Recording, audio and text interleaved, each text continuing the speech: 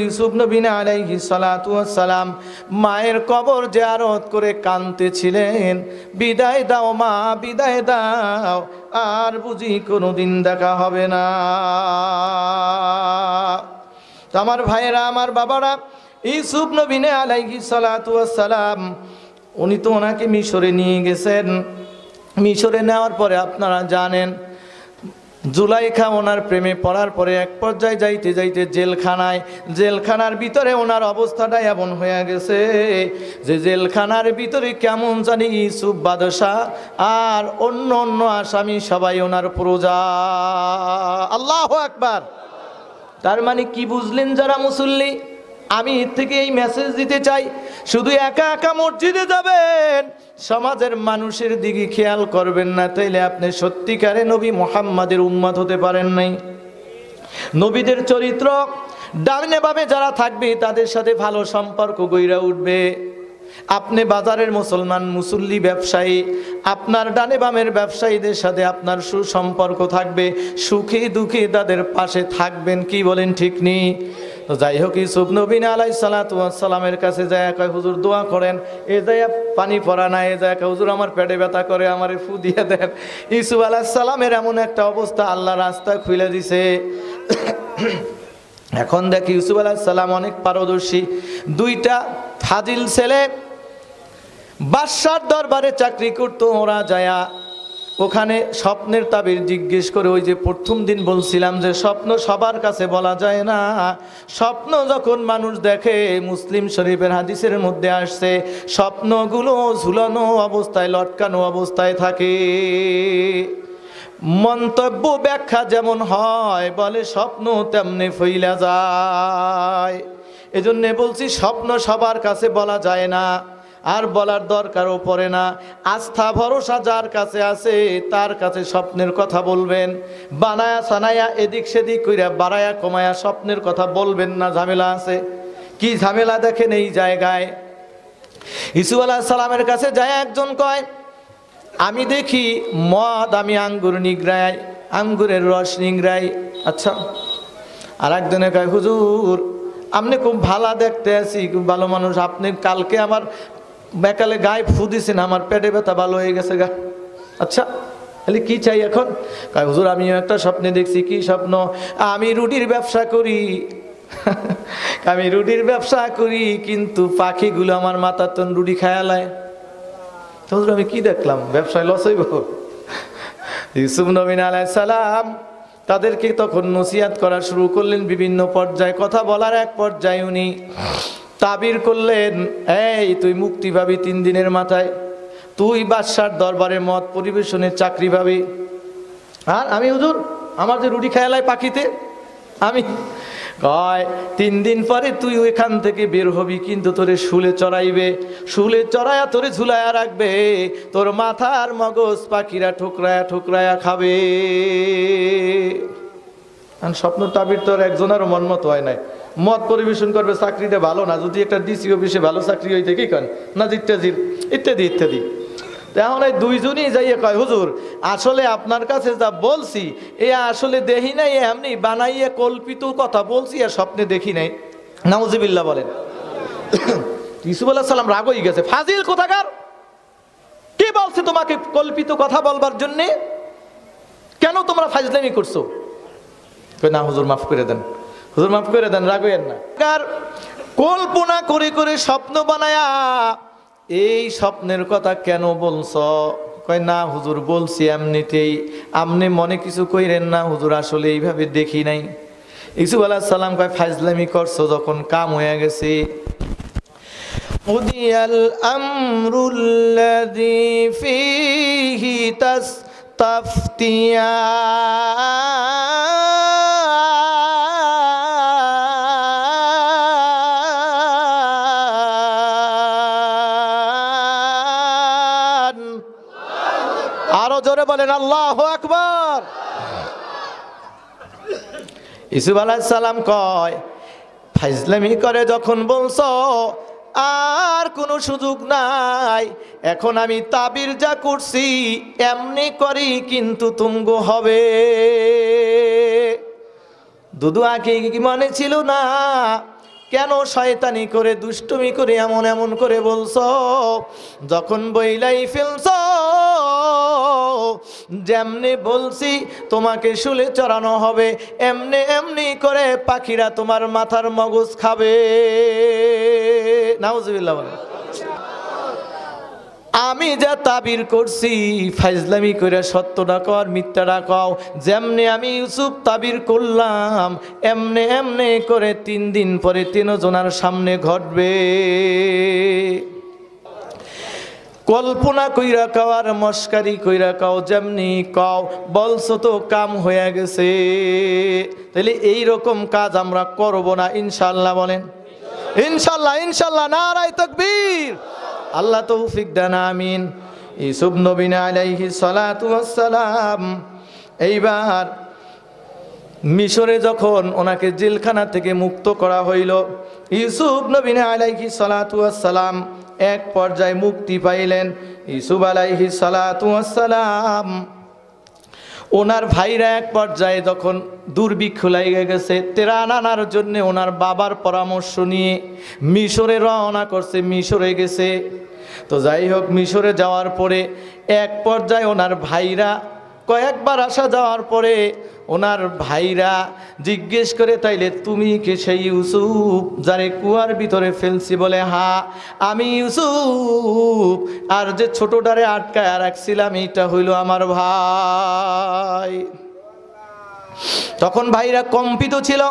কিতাবের ভিতরে আসছে ইউসুফ নবীর পরিচয় পাওয়ার পরে যেই দর্জনার আওয়াজ শুনে হিংস্র বাঘ পর্যন্ত জঙ্গলে চলে যায়। এইরকম শক্তিশালী 10টা যুবক, তাদের পায়ের ভিতরে শরীরের ভিতরে কম্পন শুরু হয়ে গেছে। আজকে আজিজে মিশর যদি আমাদেরকে গ্রেফতার করে, কে ফিরাবে, কে সুপারিশ করবে? ইউসুফ নবী আলাইহিস সালাতু ওয়াস সালাম উনি ডাক দিয়া বলে, না না, তোমাদের কাঁপতে হবে না, টেনশন করা লাগবে না। আজকে এমন দিন, লা তাসরিবা আলাইকুমুল ইয়াউম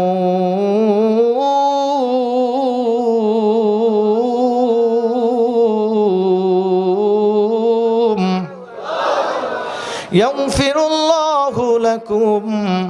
এ ভাই, লা তাসরিবা আলাইকুমুল ইয়াউম, আজকের দিনে আমি ইউসুফ তোমাদের উপরে কোনো প্রতিশোধ নিব না। তোমরা আমারে জ্বালাইছো, তোমরা আমার বিরুদ্ধে কত ষড়যন্ত্র করছো, কিন্তু আমি ওয়াদা করলাম আমি তোমাদের বিরুদ্ধে কোনো প্রতিশোধ দিব না, মামলাও দিব না। আমি বরং আল্লাহর কাছে তোমাদের জন্য ক্ষমা প্রার্থনা করছি। সুবহানাল্লাহ। কোন আল্লাহর কাছে ক্ষমা প্রার্থনা করছি? ইয়াগফিরুল্লাহু লাকুম ওয়া হুয়া আরহামুর রাহিমিন।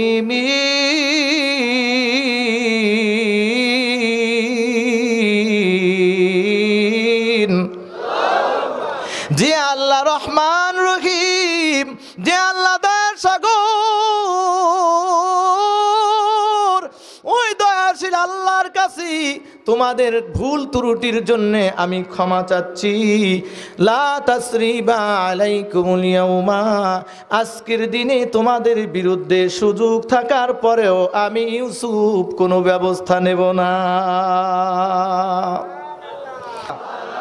আমার ভাইরা, আমার বাবারা, আমাদেরও এমন চরিত্র আনা দরকার আছে না নাই? জোরে বলেন, আছে না নাই? আমরা ওই চরিত্রগুলো অর্জন করব। যাই হোক, এরপরে ইউসুফ আলাইহিস সালাতু ওয়াস সালাম পরিচয় পাওয়ার পরে বললেন, যাও কাপড়টা নিয়ে যাও, বাবার চোখে লাগায়ও, বাবার চোখের দৃষ্টি ফিরে আসবে। যা বলল হইল তাই। এইবার যখন বাবার কাছে যায় বলছে, চোখের দৃষ্টি ফিরে আসছে। ইউসুফ নবীর ভাইরা 10 ছেলের ভিতরে একজন তো তখন সাথে যায়নি। বাকিরা বলতেছে, বাবা আপনি একটা কাজ করেন, আমাদের ভুল হয়ে গেছে, আর এটা প্রকাশ হয়ে গেছে, লুকাবার কোনো সুযোগ নেই। ক্বালু ইয়া আবানা আস্তাগফির লানা যুনুবানা ইন্না কুন্না খাতিঈন।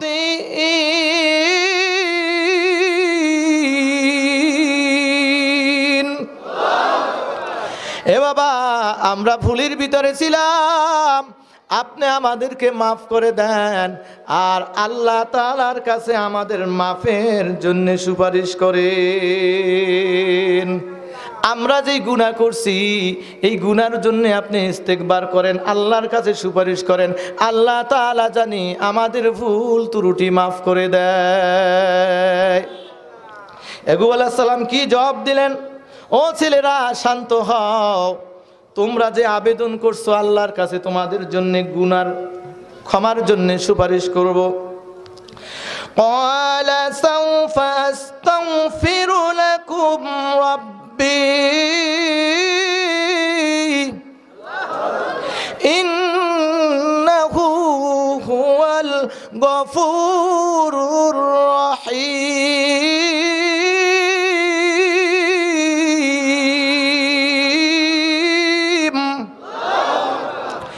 আমি অতি শীঘ্র তাড়াতাড়ি তোমাদের মাগফিরাতের জন্য আল্লাহ তাআলা আমার রব, উনি রব্বি কইয়া ডাক দিছে, আমার রবের কাছে আমি তোমাদের জন্য অতি তাড়াতাড়ি গুনাহ মাফের সুপারিশ করব। ইউসুফ নবীর ভাইরা তার বাবার কাছে দোয়া চায়, তার বাবা পয়গম্বর, উনিও তাদের জন্য দোয়া করে। অতএব বাইরে যে দোয়ার একটা রীতিনীতি আমাদের মধ্যে চলছে, একদল লামাযহাবী খবিশের গোষ্ঠী বিভিন্নভাবে বলতে চায় আবার দোয়া চাইতে হবে কেন, তুমি নিজেই দোয়া করো। হ্যাঁ, তুমি করবা, কিন্তু আল্লাহ ইউসুফ নবীর এই আয়াতটা মেসেজ দিয়া জানাইতে চায় যে আমি আল্লাহর কাছে সবার জবান একরকম নয়। এজন্য দোয়া চাইও। আমার নবীজির কাছে যায় দোয়া চাইছে, আল্লাহু আকবার বলেন। আমার নবীজির কাছে সাহাবায়ে কেরাম বিভিন্ন সময়ে যায় দোয়া চাইছে। ওই যে সবচেয়ে বড় মুহাদ্দিস রইসুল মুফাসসিরিন আব্দুল্লাহ ইবনে আব্বাস, তায়েফের জমিনে ওনার নামে বাবে আব্দুল্লাহ বিন আব্বাস নামে একটা বড় গেট করা আছে রাস্তার পাশে, গেছেন নি তাই? আব্দুল্লাহ বিন আব্বাসের নামে, আব্দুল্লাহ বিন আব্বাস রাদিয়াল্লাহু তাআলা আনহুমার নামে বিশাল এক মসজিদ তায়েফে। ওই মসজিদের ভিতরে একদল গবেষক সব সময় তাফসীর নিয়ে ঘাটাঘাটি করে। আমি নিজে হাইটা হাইটা মসজিদে দেখছি, ওই মসজিদে তায়েফের ওই মসজিদে আল্লাহর শুকর নামাজও আদায় করছি। তাহলে যেহেতু উনি রইসুল মুফাসসিরিন ছিলেন, এই জন্য ওনার মসজিদে কিয়ামত পর্যন্ত কোরআনের গবেষণা চলবে। তো সবচাইতে রইসুল মুহাদ্দিসিন যিনি ছিলেন, সবচাইতে নবী পাকের জবানের হাদিসগুলো যিনি বেশি বয়ান করছেন, ওনার নাম হলো আবু হুরায়রা রাদিয়াল্লাহু তাআলা আনহু। আল্লাহু আকবার।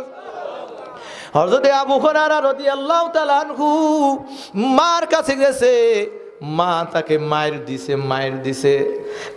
মানুষ মারে না, বাবা অনেক সময় পিটায়। তো যায় আমার নবীর আদালতে, নবুয়তি আদালতে বিচার দিছে, ইয়া রাসূলুল্লাহ, হাবিবাল্লাহ, আমি কোনো অন্যায় করি নাই, আমার মা আমারে মারছে, আপনি বিচার করেন, কি বিচার হবে? আবু হুরায়রা, আমি নবুয়তি আদালতে এই জায়গায় কোনো বিচার নাই। মার বাবা যদি অন্যায় ছাড়াও যদি সন্তানরে মাইর দেয়, এই মা বাবার বিচার করার মতো কোনো পদ্ধতি আমি অবলম্বন করি না। মা বাবার বিরুদ্ধে নালিশ দেয়া যায় না, তারা সম্মানে উপরে, কি বলেন ঠিক কিনা? হযরতে আবু হুরায়রা ডাক দিয়া বলে, ইয়া রাসূলুল্লাহ, হাবিবাল্লাহ, দোয়া করবেন না, ঠিক আছে, তাইলে আপনি বিচার করবেন না, ঠিক আছে, তাইলে নবী গো, আমার মায়ের হেদায়েতের জন্য আপনার কাছে দোয়া চাই। আমার মা এখনো কলেমা পড়ে নাই, বিচার হবে না, ঠিক আছে, তাহলে আমার মার হেদায়েতের জন্য দোয়া করা যাইবনি? আল্লাহর নবী কা, হ্যাঁ, বিচার করা যাবে না বটে, তোমার মায়ের কলেমার জন্য দোয়া করা যায়। ওগো নবীজি, বিচার দরকার নাই, তাইলে আমার মায়ের কলেমা পড়বার জন্য আল্লাহর কাছে দোয়া করেন। আল্লাহর নবী হাত তুললেন, মাবুদ রে, আবু হুরায়রার মায়ের কলেমার নসিব করো। আল্লাহু আকবার। আল্লাহ, আবু হুরায়রার মায়ের কলেমা পড়া তৌফিক দাও, হিদায়াতের জন্য তারে কবুল করে নাও। আল্লাহর নবী দোয়া করছেন। হযরত আবু হুরায়রা কয়, নবী যখন হাত তুলে আমার মায়ের কলেমার জন্য দোয়া করে, আমি চিন্তা করতে লাগলাম, আমি আমার বাড়ির দিকে দৌড় মারছি, যে আমার নবী দোয়া করে, সরকারি দো আলম নবীর দোয়া আমার বাড়ি আগে যায় নাকি আমার দাওয়াতটা আগে যায়? আমি দৌড়াইলাম, দৌড়াইতে লাগলাম, দৌড়াইতে দৌড়াইতে যখন বাড়ির দরজায় বসলাম, আমার মা দূরের থেকে দেখাই চোখের পানি ফেলায় বলে, বাজান রে, আমি অন্যায় সারা তোরে মারছি, জুলুম করে ফেলছি, আমারে মাফ করে দে। ও বাজান, তুই যেই পেয়ারা নবীরে মাইনা নিছ, যে ইসলামের রশি গলায় ঝুলাইছ, যে আল্লাহ তাআলারে মাইনা নিছ, আমার মন চাই সেই কলেমা পড়বার জন্য। আল্লাহু আকবার। এ আবু হুরায়রা, আমার কলেমার জন্য দিলের ভিতরে জ্বালা, আমারে কলেমা পড়ায় দাও। লা ইলাহা ইল্লাল্লাহু মুহাম্মাদুর রাসূলুল্লাহ। হযরত আবু হুরায়রা মন্তব্য করে, আমার নবীর দোয়া আমি চিন্তা করতে লাগলাম, আমার নবীর দোয়া আমার বাড়ি আগে আসছে না আমি আবু হুরায়রা দৌড়াইয়া আগে আসছি? না না, আমি দৌড়ে আগে আসতে পারি নাই, আল্লাহর নবীর দোয়া এত কামে লাগছে, আমার দৌড়ের আগে আল্লাহর হাবিবের দোয়া আমার মার কাছে চলে আসছে। আমার ভাইরা, আমার বাবারা, দোয়া লাগবে কি লাগবে না? এই জন্য আলেম ওলামাদেরকে মহব্বত করে দোয়া চাইও। হুজুর দোয়া করেন, হেদায়েতের দোয়া চাইবা, বরকতের দোয়া চাইবা, মৌতের সময় ইমানি মৌতের দোয়া চাইবা, ঠিক কিনা বলেন?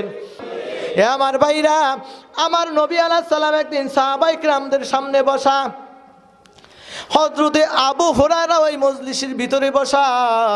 আল্লাহর নবী কয়, ও আমার সাহাবীরা, আমি নবী আজকে 5টা নসিহত করব তোমাদের সামনে। এই এমন কোন ব্যক্তি আছো যে 5টা জিনিসের আমল নিজেও করবা, আমার পক্ষ থেকে অন্যদের কাছেও আমলের কথাগুলো পৌঁছায়া দিবা? আল্লাহর নবী যখন এরকম বলতেছিলেন, আবু হুরায়রাকে আমি লাফ দিয়ে দাঁড়াই গেছি, লাব্বাইকা ওয়া সাদাইকা ইয়া রাসূলুল্লাহ। ওগো নবীজি, আমি আবু হুরায়রা আছি, আপনি যে আমলের কথা বলবেন আমি নিজে সবগুলো আমল করব, যারা নাই তাদের কাছে পৌঁছা দেব। আল্লাহু আকবার বলেন। আবু হুরায়রা বলে, আল্লাহর নবী তখন হাতের আঙ্গুল গুইনা গুইনা আমার একটা একটা করে বয়ান করে, হাতের আঙ্গুল ধরে ধরে গুইনা গুইনা আমারে বয়ান করে বোঝায়, আবু হুরায়রা, ইত্তাকিল মাহারিম, তুমি গুনাহ থেকে বাঁচো, তাকওয়া অবলম্বন করো, আল্লাহকে ভয় করো, তো তাকুন আবাদান নাস, তুমি সব চাইতে বড় বুজুর্গ বান্দা হইয়া যাবা।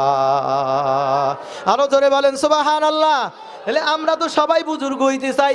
দেখবেন ঝগড়ার মধ্যে যদি কোনো মানুষের একবার কইতে পারে, তুই একটা ফাসেক, ওরে আল্লাহ, লাভ দিয়ে খারাই যাবি, আমারে ফাসেক কইলি বেড়া তোরে দেখাই দিবি, কথা কয় না?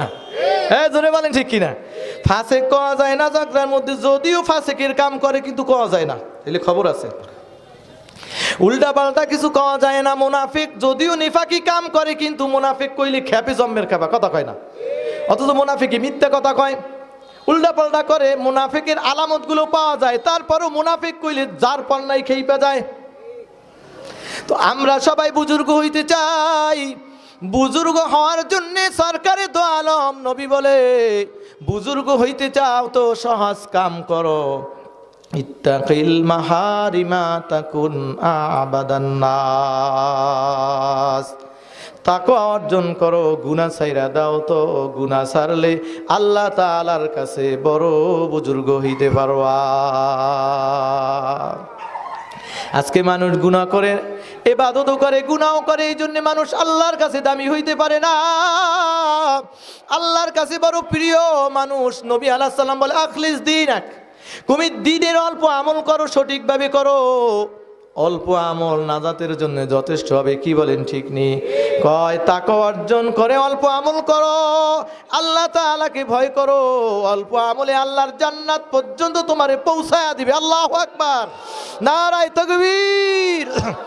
আমার ভাইরা, আমার বাবারা, আল্লামা জালালউদ্দিন সুয়ুতী রহমাতুল্লাহ আলাইহি এই আমলকারীকেও গুনাহ করলে কি ক্ষতি হয়, তাকওয়া না থাকলে আমলকারীদের কি অবস্থা হয়, আর আমলের ভিতরে তাকওয়া থাকলে কি ফায়দা হয়, কি দাম হয়। এটার জন্যে ওনার কিতাবের ভিতরে একটা ঘটনা নিয়ে আসছেন, বলবনি ঘটনাটা। ইত্তাকিল মাহারিম তাকুনা আবাদান নাস বুঝাইতে যায়া, তাকওয়া বুঝাইতে যায়া, তাকওয়ার ফজিলত বুঝাইতে জানি ঘটনাটা নিয়ে আসছেন। বলে মুসলিম কয়েকটা যুবক গ্রেপ্তার হয়ে গেছে, বাদশার দরবারে নিয়ে গেছে। তো বিভিন্ন পর্যায়ে তাদেরকে ইসলাম ছাড়ার জন্য প্রস্তাব করছে। বলে না না, জীবন দেয়া যায়, ইসলাম দেয়া যায় না। কত ভয় দেখায়, মেয়ের লোভ দেখায়, সম্পদের লোভ দেখায়, কিন্তু কয় না না, এই মায়া দেয় কি করবো, তো কয়দিন পরে শেষ হয়ে যাইব, কতক্ষণ ঠিক কিনা। এই সম্পদ দিয়ে কি করব, সম্পদ তো কয়দিন পরে নাই হয়ে যাইব, কি বলেন ঠিক কিনা। কয় আল্লাহ চাই, আল্লাহ চাই, নবী চাই, ইসলাম চাই। কয় আল্লাহ আমার কবরেও পাবো, সরকারে তো আলম নবীকে আমার কবরেও পাবো, হাসরেও পাবো, ঠিক কিনা। কয় দুনিয়ার সম্পদ আমার কবরে থাকবে না, দুনিয়ার সম্পদ আমার হাসরে থাকবে না, কিন্তু আমি যদি নবী চাই, আমার নবীকে কবরে পাওয়া যাবে, আমার সরকারে দো আলম নবীর হাসরে আরশের নিচে আমার জন্য কাঁদবার জন্য দরুদি পাওয়া যাবে। জোরে বলেন ঠিক কিনা। এমন দরুদি আর কেউ নাই যেমন দরুদি তোমার আমার প্যারা নবীজি। জোরে বলেন ঠিক কিনা। তো যাই হোক, গরম তৈল উত্তপ্ত গরম করি, তৈলের ভিতরে ওদের থেকে ভাইদেরকে নিয়ে ফালায় দিছে। কিন্তু এত কিছুর পরেও বড় ভাইটাকে কয় তোরও কিন্তু ফালাইমো, ইমান ছাড়। কয় না ছাড়মো না। তাইলে কিন্তু তৈলের মধ্যে ফালামো, তুইও কিন্তু এরা মরবি। পেড়া তুই আমার এই মরণের ভয় দেখাও। কয় মরণের ভয় মানে ওই যে তোর ভাই মল্ল জইলা দেখ, আগুনের মধ্যে ফালাইলাম, তৈলের মধ্যে, উত্তপ্ত তৈলের মধ্যে পড়ার সাথে সাথে কালো কয়লা হয়ে গেছে। কয় এই নাপাক চক্ষু দিয়ে দেখছো কয়লা হয়েছে, আর আমার নুরানি চক্ষু দিয়ে দেখলাম ও তৈলের ভিতরে কয়লা হয় নাই, ও গরম তৈলের দরজা দিয়ে আল্লাহর জান্নাতে চলে গেছে। নারায়ে তাকবীর।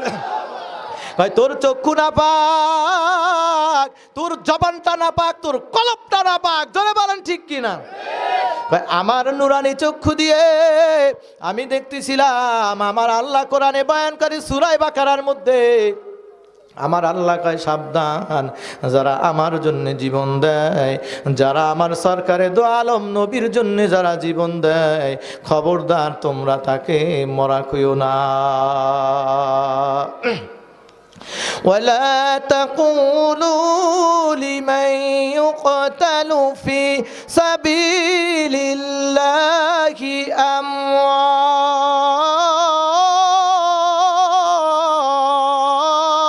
أموات بل أحياء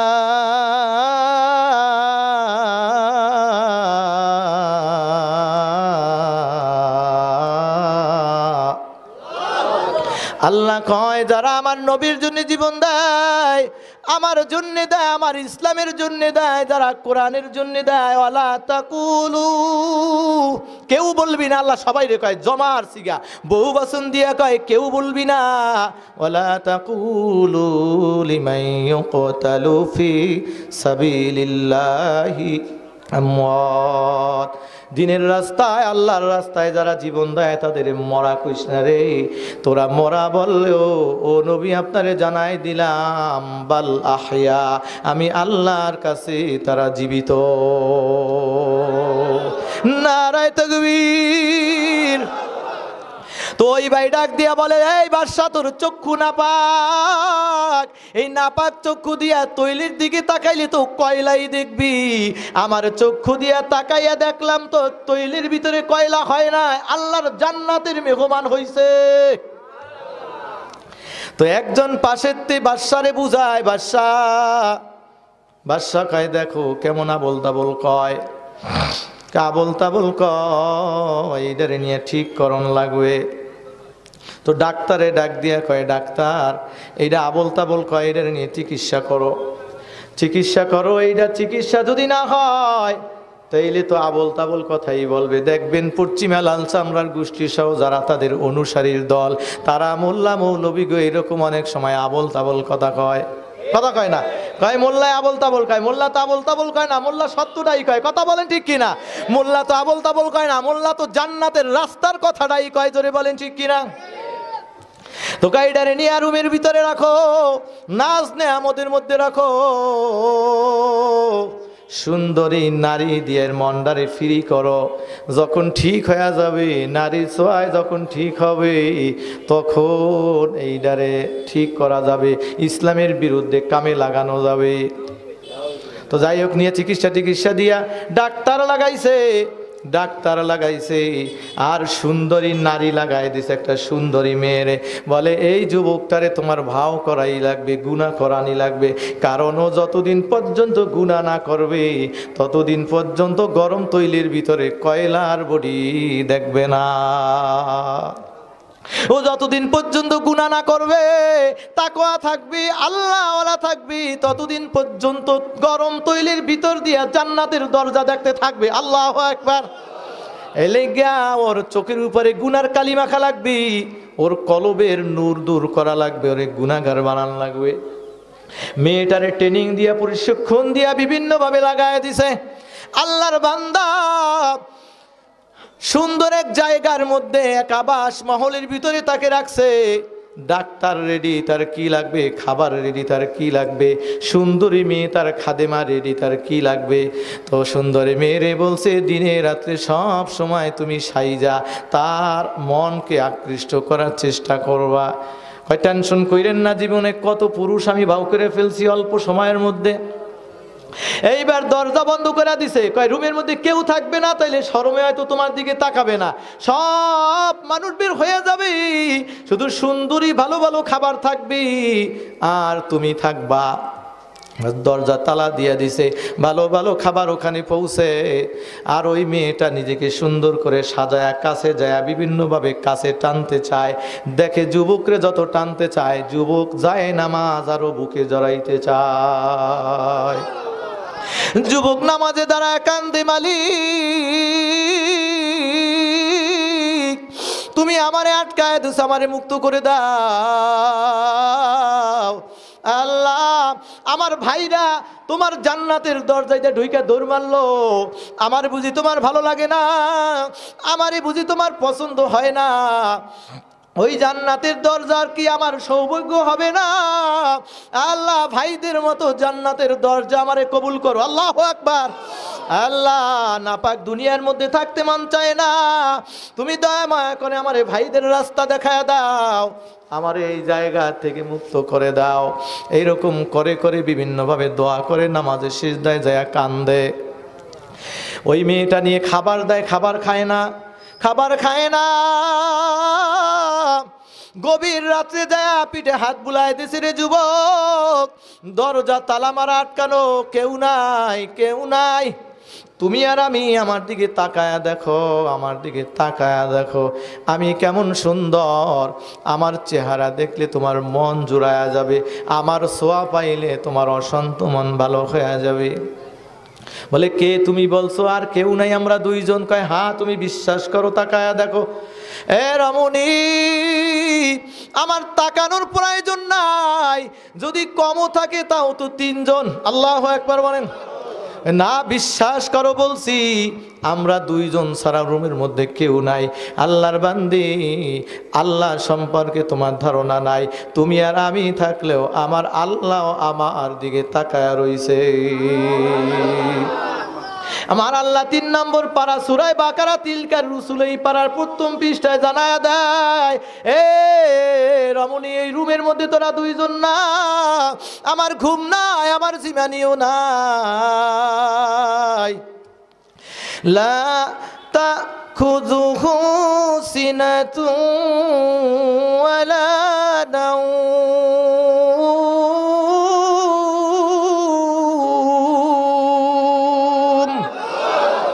হে আল্লাহর বান্দি, আমার আল্লাহ কোরআনে জানায় দিছে তিনি ঘুমায় না, ঝিমানিও দেয় না।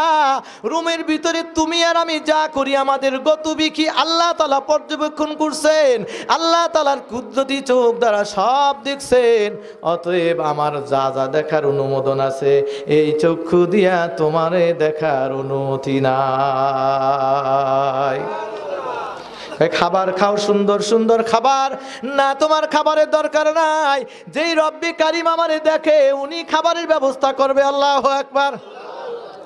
কয়েকদিন যাওয়ার পরেই রুমের দরজা খুইলা মেয়েটারে ডাক দিছে কর্তৃপক্ষ, যারা মেয়েটারে ডাক দিছে, এই রমণী ব্যাপার কি, কত দূর কি ভাও করছো, কয়বার সহবাস হইছে, কয় একবারও হয় নাই। সহবাস তো দূরের কথা, আমার দিকে একটা নজর দিয়াও তাকায় না। কারণটা কি তুমি বুঝি সাধো নাই? তুমি বুঝি তাকে আহ্বান করো নাই, নরম নরম ভাষায় কথা বলো নাই? বহুত বলছি তাকে পটাবার জন্যে, বহুত রকম কথা বলছি, তারে গুছাবার জন্য অনেক কিছু আমি করছি, কিন্তু সে বলে এই চক্ষু দিয়ে আল্লাহ দেখবে, এই চক্ষু দিয়ে কোরআন দেখবে, মৌলবী দেখবে, মসজিদ দেখবে, মাদ্রাসা দেখবে। আল্লাহু আকবার, নারায়ে তাকবীর। সে আমার দিকে দেখলে নাকি পাপ, এই চক্ষু দিয়ে নাকি সে মায়ের দিকে তাকাবে, মার দিকে তাকাইলে নাকি তার নবী বলছে মার দিকে সন্তান যদি মহাব্বতের নজর দেয় আল্লাহ 100 কবুল হজের সওয়াব দেয়। সে আমার দিকে তাকাবে না, আমার দিকে তাকাবে না, তাইলে সে এত শক্তি পায় কোথা থেকে? কয় তোমার খাবার কি খায় নাই? কয় নাই, এই যে দেখো খাবারগুলো গুছানো। খাবার খায় না তো সে চলে কেমনে, কথা বলে কেমনে? এই কথা বলিস না বেটা। খাবার খায় না তো চলে কেমনে? এই তোমরা বুঝো না, আমি বুঝাইতে বুঝি পারবো না। তোমরা কি খাবার দিছো? এই ছাতার খাবার তার কাছে কিচ্ছু না। আল্লাহু আকবার বলেন। ছাতার খাবার মানে কত রকম সুন্দর খাবার দিলাম। কয় যত সুন্দর দাও। আমি যখন সময় মতো খাবারগুলো তার পাশে নিয়ে যাইতাম, দেখতাম তার পাশে এমন সুন্দর সুন্দর খাবার, এমন সুন্দর খাবার দুনিয়ার রাজারাও চোখে দেখে না। নারায়ে তাকবীর। এমন সুন্দর খাবার, ওই খাবারের এমন চমৎকার ঘেরান, দুনিয়ার কোনো খাবার থেকে এমন ঘেরান পাওয়া যায় না, যায় না, যায় না। আল্লাহু আকবার। কেনই বা যাবি? আমার আল্লাহ হাদিসে কুরসির ভিতরে ফরমান, আমার নবীর জবান মোবারক দিয়ে বলান, আদাতুল ইবাদিয়াস সালিহিন রা আইনুন রাত ওয়ালা উযুনুন সামিআত ওয়ালা খতর আলা কলবি বাশার। ও হাবিব, আমার মুমিনদের জন্যে, যারা বুজুর্গ বান্দা বান্দি তাদের জন্য আমি আল্লাহ এমন সুন্দর কল্পিত নন্দিত জান্নাত আর জান্নাতের নিয়ামত সাজায় রাখছি। লা আইনুন রাত, কোন দুনিয়ার চক্ষু কোনোদিন চোখে দেখে নাই। ওয়ালা আইনুন কয় দুনিয়ার কোন শ্রবণ শক্তি এমন সুন্দর নিয়ামতের কথা কান দিয়ে শোনে না। আল্লাহু আকবার। ওয়ালা খতর আলা কলবি বাশার, কয় শুনবে দেখবে তো দূরের কথা, এমন সুন্দর জায়গা, এমন সুন্দর নিয়ামতের কল্পনাও কারো দিলে কোনোদিন হয় না। আরো জোরে বলেন সুবহানাল্লাহ। রমণী কর্তৃপক্ষের কাছে বিরিফ করতেছে, বলে তোমাদের এই খাবার ওনার কাছে কিচ্ছু না, ওনার পাশে যেই খাবার, ওই খাবারের সামনে এইগুলো, এই খাবার খাওয়ার জন্য বলাটা আমার কাছেও লজ্জার মনে হয়। খাবার পৌঁছায় কে পৌঁছায়? বলে কে পৌঁছায় জানি না। আমি যখন তার কাছে যাই, গভীর রাত্র যখনই যাই, সে দেখি যায় নামাজে দাঁড়ায়া কার সামনে জানি এরকম হাত বাইদা দাঁড়ায়া যায়। আল্লাহু আকবার। কার সামনে জানি এরকম হাঁটুতে হাত দিয়া মাথাটারে নোয়া দেয়, আবার দেখি ওখান থেকে দাঁড়ায়া কার সামনে জানি নিজের কপালটারে ঠেকায়া ঠেকায়া কান্দি, কান্না করে করে হাত তুলে দোয়া করে। আর গায়েব থেকে অদৃশ্য থেকে খাবারগুলো ওনার কাছে চইলা আসে। আমিও বুঝি না, তবে আমি তার ব্যাপারে যতটুকু বুঝছি, আমি যতটুকু বুঝলাম, এইটা দুনিয়ার কোনো স্বাভাবিক মানুষ না, আল্লাহর তৈরি ফেরেশতা। আরো জোরে সুবহানাল্লাহ। তাহলে কি করা যায়? কয় তোমরা তো ইসলামের শত্রু, তোমরা আমি মাইয়ারে লাগাইছো তারে গুনাহ করাবার লইগা। এখন শোনো, তোমাদের কথা জানি না, আমার কথা শুনায় দিই। আমি কয়েকদিন তার কাছে ছিলাম, এই কয়েকদিন তাইকে আমার দিলের অবস্থা আমি জানায় দেই। কই কি অবস্থা? কয় আমি সুন্দরীর দিলের অবস্থা হইল, আমি সিদ্ধান্ত করছি আমি এই যুবকের বিয়ে করে স্বামী বানাবো। নারায়ে তাকবীর। এই যুবক যারা বিয়ে করার লইগা নবীর সুন্নাতে আঘাত করো, নিজের ডিজিটাল পোশাক পরো, আমার সরকারি দো আলমের তরিকা চাইরা নবীর তরিকা ধরো, তাকওয়া অর্জন করো, সুন্দরী মেয়ে তোমারে পাওয়ার জন্যে আল্লাহ তাআলার কাছে কানবে। এই জোরে বলেন ঠিক কিনা? এ আল্লাহর বান্দারা, রমণী বলে আমি সিদ্ধান্ত করে ফেলছি কয়েকদিনের সোহবতে আমি সিদ্ধান্ত করে ফেলছি যে আমি তাকে বিয়ে করব, আমি তাকে স্বামী বানাবো। কিন্তু আমি প্রস্তাবও দিছি, আমি তারে প্রস্তাবও দিছি, কিন্তু সে আমার প্রস্তাবে রাজি হয় না। কয় কি লইগা? কয় আমি তারে গভীর রাত্রে প্রস্তাব দিছি, এ যুবক আমার সাথে মিললে তোমার গুনাহ হবে।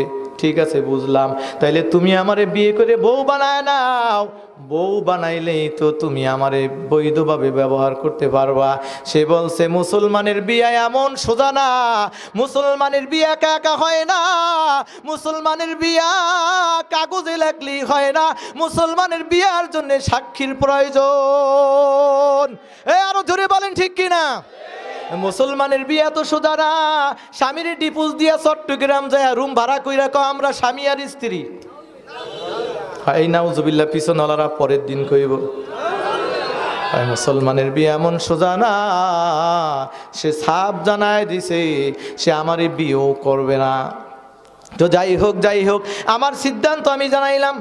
এখন যার কাছে জানায় ওনার দিলেও ভালো লাগছে, উনিও ওনার মুড়ি দেওয়ার মতো পালা। সুবহানাল্লাহ কোন। এইটাই তো আল্লাহ কোরআনের আর এক জায়গায় বলছে, ইয়া আইয়ুহাল্লাযীনা আমানুত্তাকুল্লাহ,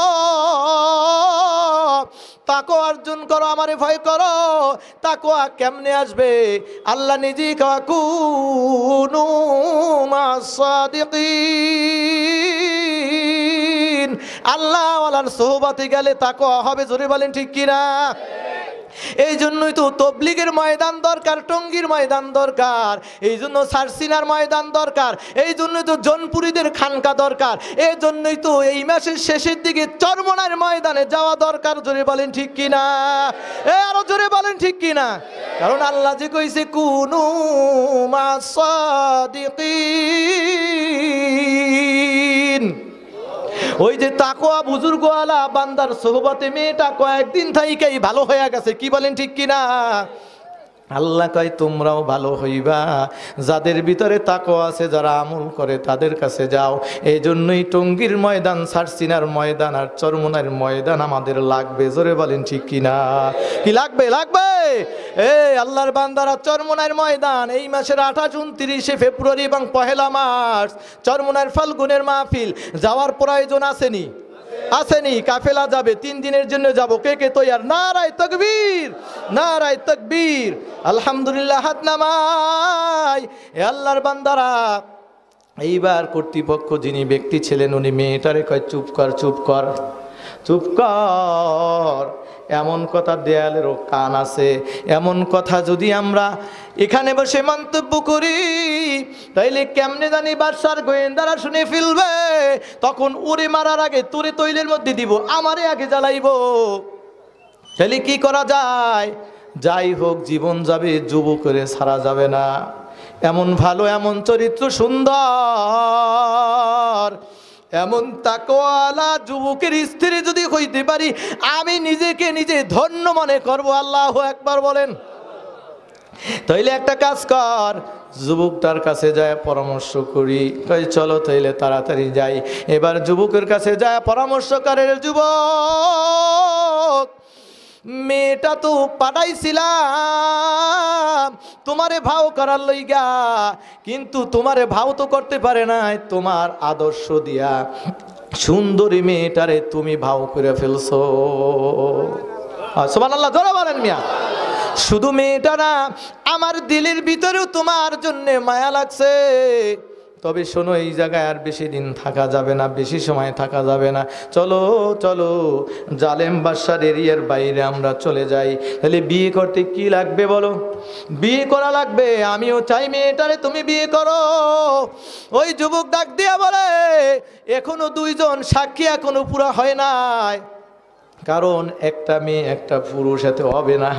কইলে আরো লাগবে, মুসলমানের বিয়া সাক্ষী ছাড়া কোনোদিন সহি হইতে পারে না। এখন তো কোনো কলেমা টলেমা নাই, বাস ইমান আছে কি নাই, ভালো লাগছে তো বিয়ে করছে, কয় বউ হয়ে গেছে, কয় এই কান চড়াই দেবো, ফেরেশতারা কয় কান চড়াই দেবো তোর। ইমানদার ছাড়া বিয়ে হবে না, ইমান হওয়ার পরে সাক্ষী ছাড়াও বিয়ে হবে না। হ্যাঁ, যুবক কয় তাইলে আগে কলেমা পড়, মেয়েটারে কয় তুইও পড়, আর ওই ওনারে কয় তুমিও পড়ো। কয় তাইলে কলেমা পড়বো, দুজন রাজি। চলো আমরা মুসলিম পাড়ার দিকে চইলা যাইগা। এখন ওই যুবক আর ওই যে কর্তৃপক্ষ একজন আর মেয়েটা, তিনজন মুসলিম গ্রামের পাড়ার দিকে দৌড়ায়। দৌড়াইতে দৌড়াইতে পিছনের কোনো খেয়াল নাই। এমন সময় পিছনের থেকে কারা জানি তারে ডাকে। সুবহানাল্লাহ, কোন হে ভাই দাঁড়াও, ভাই দাঁড়াও, দাঁড়াও দাঁড়াও, কথা আছে, দাঁড়াও। কে ডাকছে, কে ডাকছে? যদি দাঁড়ায় যাই আর পিছন থেকে যদি আমাদের গ্রেফতার করে, তাইলে জীবন তিনজনের শেষ হয়ে যাবে। না, দাঁড়ানো যাবে না, দাঁড়ানো যাবে না। বলে দাঁড়ায় না, ডাকতে ডাকতে কাছের থেকে আইসা আওয়াজ দেয়, ও ভাই দাঁড়াও, আমরা তোমাদের শত্রু না, আমরা তোমাদের বন্ধু। দাঁড়ায় পিছনে তাকাইছে, তাকায়া দেখে যারা পিছনে দৌড়ার কেউ না, জালেম বাদশার জ্বলন্ত তৈলের মধ্যে ফালায়া তাদের মারছে। ওই ভাইরা দেখে তাদের পিছনে দৌড়ায়। আরো জোরে বলেন সুবহানাল্লাহ।